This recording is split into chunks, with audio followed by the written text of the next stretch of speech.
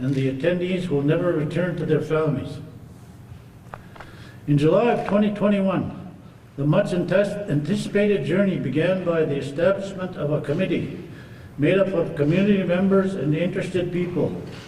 The mandate of this committee was to honor the lived experience of all members, to honor the memories of those who were no longer here, to share their experience and to acknowledge the genocide and the impact this collective legacy has on our members, both near and far. For both today and tomorrow, in October 2021, George Gordon secured the expertise of a firm to conduct the ground-penetrating radar work.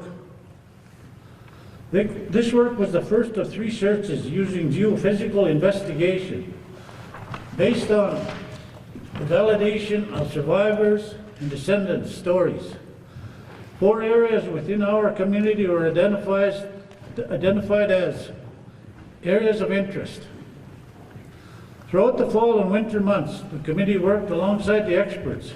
After months of searching and analyzing data, the results of the first 3 searches is now complete and a final report submitted. The search took place in 4 identified areas.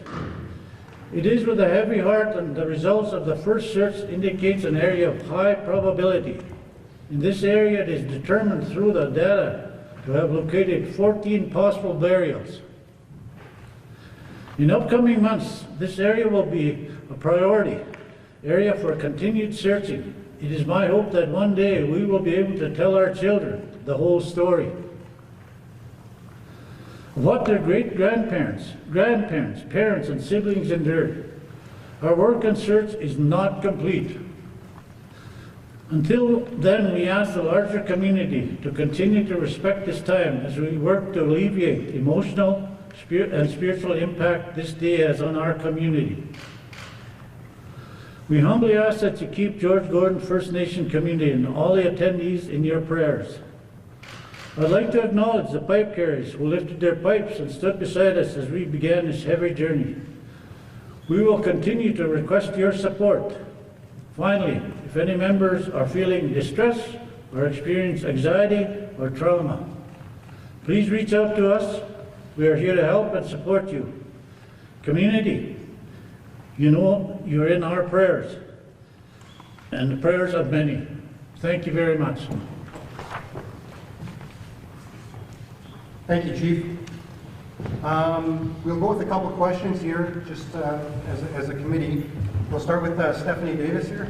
Stephanie, do you have any questions? Actually, am I able to move the microphone depending on who's going to be answering them, just so that we can make sure we get the I think so. Okay, I guess my first question, just if you could clarify, so you searched 3 areas, is that correct? 3 different areas of the community? There were actually 4. 4, okay, 4, and all 4 are not, they're not complete. Or is there, or sorry, you're saying the search is not done, or There were 4 areas that were identified and that were searched with GPR equipment. One of the sites came up with some positive findings. Can we just move the microphones, please, just so that we can... Stephanie, would you mind sliding in here? I think it's easier to just switch seats. That's going to be easier to just switch seats. Okay.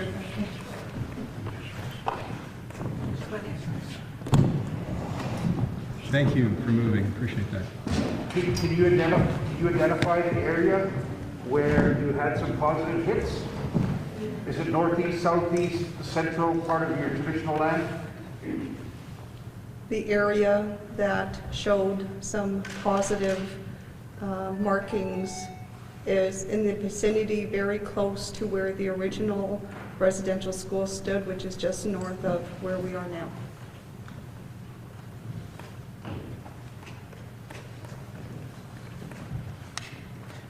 There is a memorial with a cross and a bell on top. Where is the area in relation to that memorial?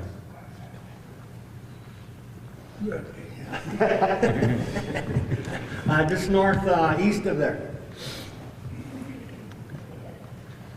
It was mentioned, Nikki with the Canadian Press, it was mentioned there was 14 possible variants. Can you expand on that and what exactly that means? Throughout the GPR work, the GPR machines will detect anomalies buried within the ground. Anomalies are basically any kind of unnatural ground disturbances. Some of the anomalies can be rocks, they can be concrete cement, they can be pieces of metal that reflect. Upon analysis of that data, you look for reoccurring patterns. So you look for patterns in similar size, similar shape, and similar depth. And those pieces, those recurring patterns, are the possible burial areas. And does the First Nation believe that this could be possible burials of individuals? Yes. And are they children, adults? Can we speculate at this time? The GPR does not share that or have that information to provide for us. Is there speculation from the First Nation that it could be children? The probability, and with the patterns that are occurring throughout Canada and the other First Nations communities as well, it's a high probability. You might have already said this, but when exactly did the search occur? Was that this year? Was that last year? Or when did that happen? So go ahead and You're more. Well, it started last fall, and it went till there was too much snow just around Christmas time sometime, and it was the last one of the last sites that they checked. The other sites there was cleaning done, and as Sarah said, the trash that's under the ground were not of the same abnormalities as the site where we found the 14, or they found the 14, and they were similar to other findings in other places across Canada. And you mentioned the work not being completed, so now that the snow is melting, the plan is to continue searching these 4 different sites with ground penetrating radar? Yes, this was phase 1. As you know, our reserve is a huge area, and this is the school that is behind the building north of where we are now was the last school. So there was another school prior to that that is located further down. So that is another area of interest that will continue to be searched. Can you talk about the impact that this search and these findings have had on the community here? This has been 2 weeks that we've been informed. Many people will be hearing the first time today, Stephanie. So at this point, we're not sure yet, but we can only imagine that it's going to have a great impact on many people. And not only our community, but the folks who attended the school, who live in other communities, other provinces, will be impacted by this news today. Where did you get your guidance to look in certain areas? Was it from oral history, church records? A couple places. We found some old maps that were hand-drawn maps of where the original schools were. There seemed to be a trend now that's happening that most of the searches are taking place within a couple kilometers from the building. If you think back to 100 years ago, people were going to hide something, it was going to be very close to the buildings. So it makes sense that that would be an area of high interest for anybody doing some GPR work. So that's kind of how we started. We also listened to some of the work that Eddie did. Do you have a timeline on when the additional searches are going to take place? Oh, no, not, we haven't set any real time frame in terms of going back to, there's also financial costs involved that it's a very expensive thing to do. What did the seventh of it? And you tell me stories about some of the things that you heard while being at the residential school. How many kids went missing, that sort of stuff? In terms of kids missing, we, from the records we got with some of our older individuals that made the residential school claim, they got packages of records from their attendance at the school, and mostly I used my dad's my dad's information that he received, plus also listening to the stories The older people, and a lot of these people are gone now. And it's difficult to, for us, my age, I only went there 1 year, but I worked there for about 5 years. So it's difficult to know the stories that from the older guys that would have been now in their hundreds, in that time frame. Like the chief said, our involvement with schooling and with residents started in the late 1800s. And what happened in that time, lots of our stories went with the older people that knew of them. So that's again, we're from, as you asked about the effect. Some of the effect is that some of the people have come and said, you know, my mushroom told me this, and did you guys check that area? And we haven't checked some of the areas where those kind of stories or those kind of information have come forward. That would be possibly step 2.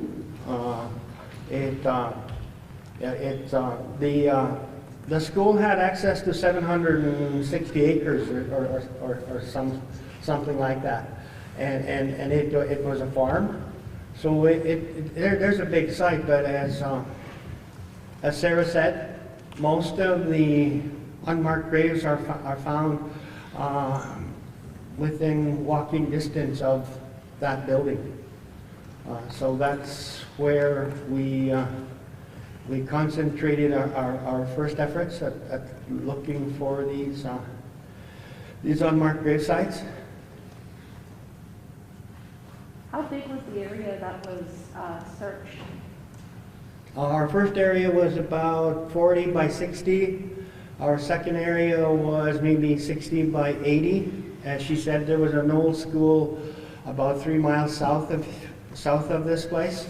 That was the original residential school. That was the bigger area. However, that's, I think, one of the areas we're going to go back and look at. And then the next area was maybe 60 by 40. And the next area was about the same size. Is that in acres? No, that's in feet. Oh, okay, feet. And then what are the next steps that are I guess, in this process? Are you looking to put names to these possible burials? What's the plan moving forward? I think the next steps are going to be to expand the area of interest. That was where we did find some positive interest anomalies, if you want to call them. So to expand that site further from the size that was searched right now. This is probably going to be at least a 10-year journey for George Gordon First Nation, and we've only completed the first 6 months of what will probably turn into a 10-year ongoing search. You can imagine we're dealing with 100+ years of history of the residential school here in George Gordon, so there's a lot of work and a lot of area to cover to find what we're looking for. So 10 years, you mean like just the search process? You're talking identification as well? I think a whole bunch of those pieces, all of it, a little bit of, I don't know if we'll ever get to the space of where we're going to be able to identify. That might be more than 10 years down the road, because we don't have the technology, first of all, to do that. We don't have the records to be able to do that. So there's still a lot of missing pieces, a lot of unanswered pieces that we're still searching for. On the subject of records, have you had access to the Anglican records from the school? We have not. Have you been in touch with the Anglican Church at all? We have. Are you willing to disclose what those conversations have been like? Those conversations took place between the person who's working with the research, and she's not here right now, but certainly there's been a lot of dialogue going back and forth with them. The Pope apologized a few weeks ago. How do you square that with the information you're releasing today? How do you feel about the Pope apologizing and then now you've found some anomalies? I feel individually the Pope's apology is more directed towards the Roman Catholic people, and this was an Anglican school.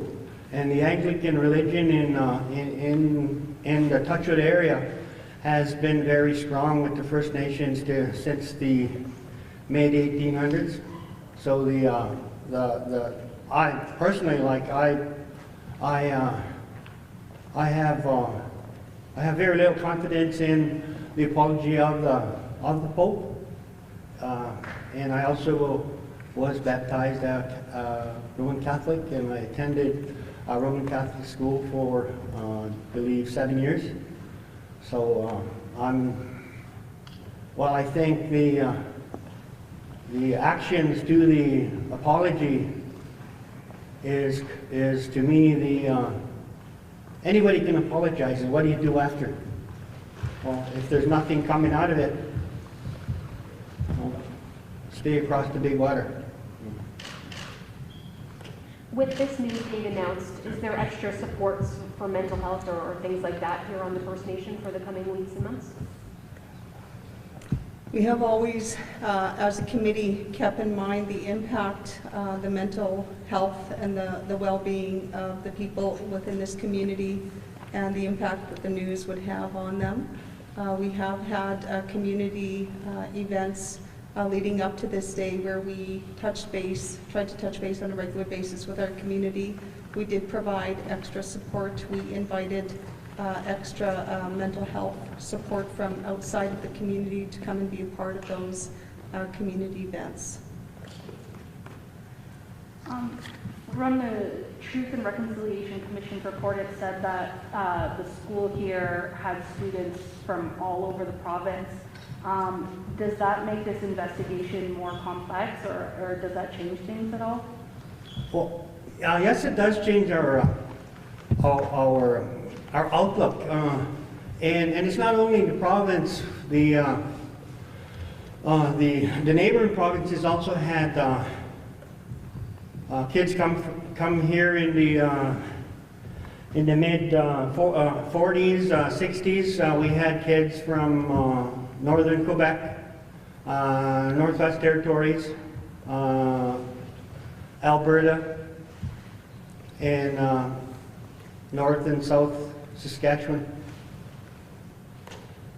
You don't have responsibility to those communities and provinces maybe for the search effort and extra weight to that? Well, there's a plan in our in our seniors group is that we're informing the communities that we have names of and informing them of their participation or attendance at the school and how they would like to be a participant with a rock, a moccasin, a feather that we would identify as their, and possibly hang it in our old gym. Our old gym is looking like our museum or historical site. So those kind of participation, that's all we can do at this time. Is that in 1941 you had a child coming from York Factory. No, they most likely don't know. As there were also non-First Nation, non-First Nation people who attended as on the nominal roll of our school. So that's in our thoughts. How we do that going forward, we will see how that happens, and informing our community members. Our community members would also be participating in, yeah, maybe you could try this. That as it's not just up to us as a committee. Our community were involved, very involved. That school was basically the center of It was the Toronto of George Gordon First Nation, huh? So how do we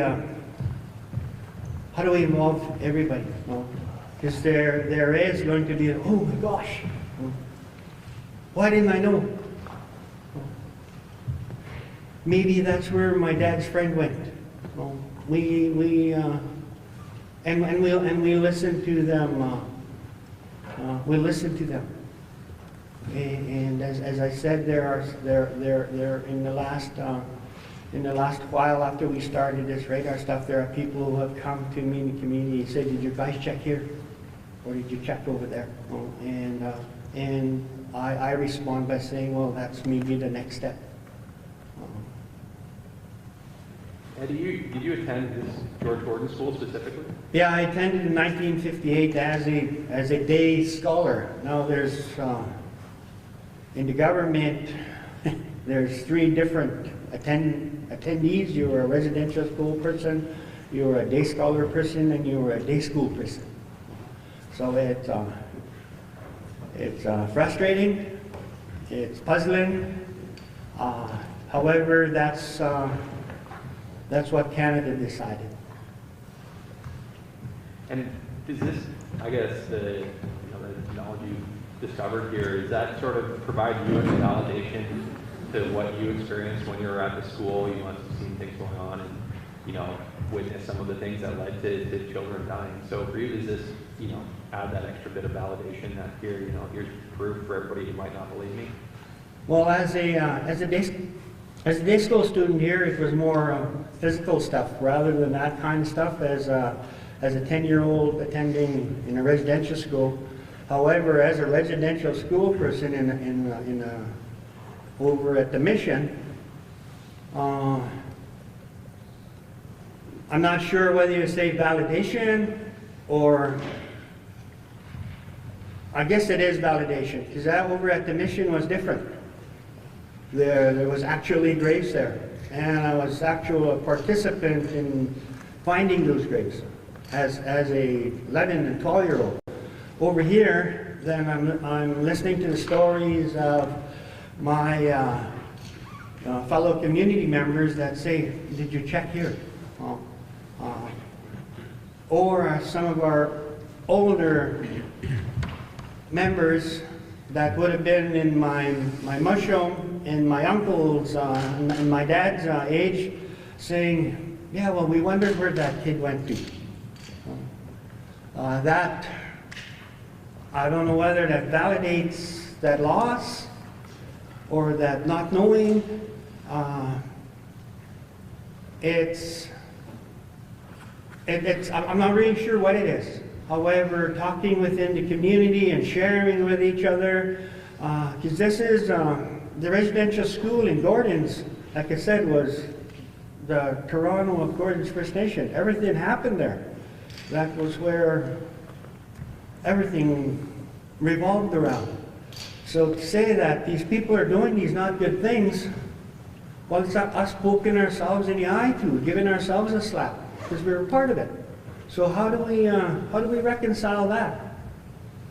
I'm not really sure. I think my personal reconciliation is listening to my community members when they say, "Did you check here?" When I knew that kid from this area didn't, I wonder where he went. I thought he went home. That kind of stuff. No, and some of our other history with when school burnt down. And some of our kids were transferred to Elkhorn, but they never come back. Well, are they over there, or are they part of those 14? We'll never know. The thing is that we validate those, personally, we validate those findings. Because the old guys, and when we had our conferences in early 2000, 2004, 2000, somewhere around there, they mentioned to us that, give these children some place to call home. So that's why we're developing that area into sort of a park that our community can go and do their burning there in that circle, maybe go and have a picnic. We'll have some benches there, we'll have some flowers growing, and those little spirits will have partnership. That's where I am with that. On the Cowessess First Nation, an area that was searched where a large number of anomalies, unmarked graves were found, was adjacent to an existing and current cemetery. Were any of the areas searched here on George Gordon next to or very close to a current cemetery? No, and we did that with intent. The cemetery here on George Gordon First Nation is further down the road, further back, and that was probably going to be in a phase 3 towards the end. We wanted to find areas that were not close or close in vicinity to the existing cemetery here.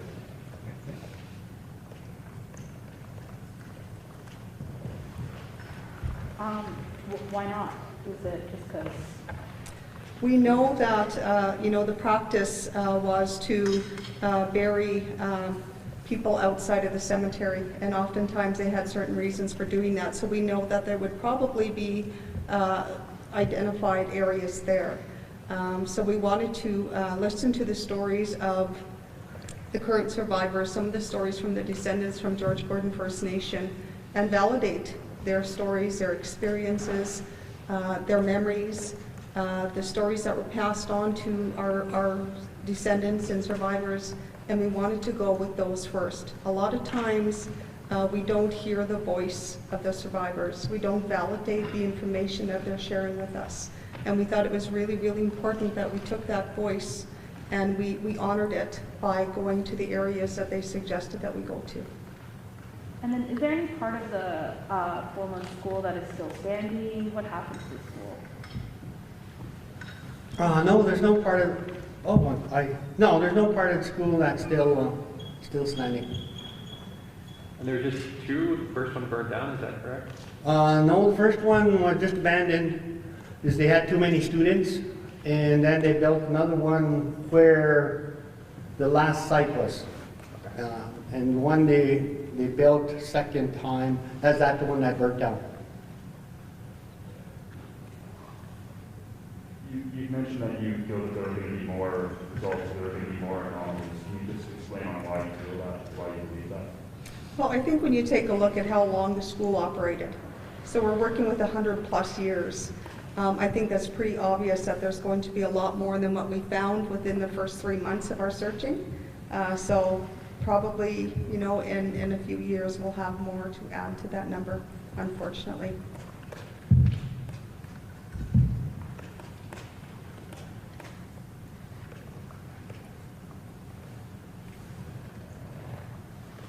All right, ladies and gentlemen, we will wrap it up there.